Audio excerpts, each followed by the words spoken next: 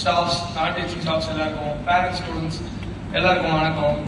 எல்லாரும் அவங்களோட எக்ஸ்பீரியன்ஸ் சொன்னாங்க, லைக் எப்படி படிக்கணும், என்ன பண்ணணும், எல்லாரும். அது ரொம்ப நல்லா இருந்துச்சு. பட் என்னோட ஒப்பீனியன் என்னன்னா, ரெண்டு விஷயம் முக்கியமா நான் சொல்லணும்னு நினைச்சேன். ஃபோன் பத்தி சொல்லிட்டு போனாங்க ரெண்டு பேரு.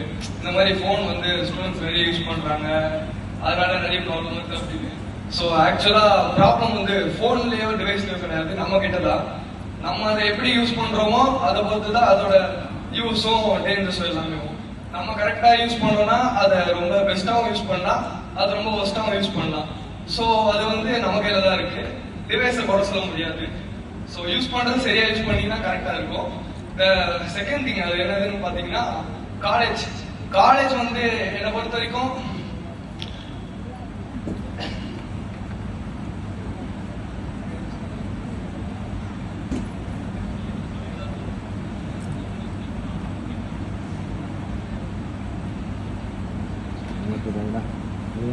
ஓகே. செகண்ட் திங் வந்து என்ன சொல்லுவாங்கன்னா, ஒரு சிறந்த மாணவன் எப்படி உருவாகும் அப்படின்னா, ஒரு சிறந்த காலேஜ்ல சீட் எடுக்கிறதுனால ஒரு சிறந்த மாணவன் உருவாக மாட்டான். தான் படிக்கிற காலேஜ சிறந்த காலேஜா மாத்திரம் தான் ஒரு சிறந்த மாணவனா மாற முடியும்.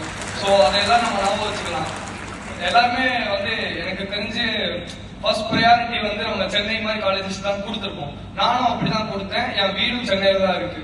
ஸோ அப்படின்றப்ப நமக்கே தெரியும் நம்ம கொஞ்சம் பின்னாடி இருக்கும்னு. நம்ம எப்படி நம்ம காலேஜ் அந்த ஃபர்ஸ்ட் ப்ரையாரிட்டி கொண்டு போகணும்னு நினைக்கிறோமோ அதை வச்சுதான் நம்ம சிறந்த மாணவர்களா மாற முடியும்னு நினைக்கிறேன். அப்புறம் நான் சில பேர் வணக்கம் சொல்ல மறந்துட்டேன். மேம்க்கு, வைஸ் பிரின்சிபல் மேம்க்கும் எம்எஸ் மேம்க்கும் வணக்கம் சொல்ல முடியும்.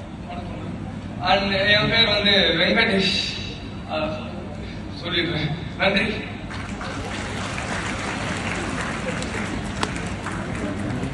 Anyone from a girls'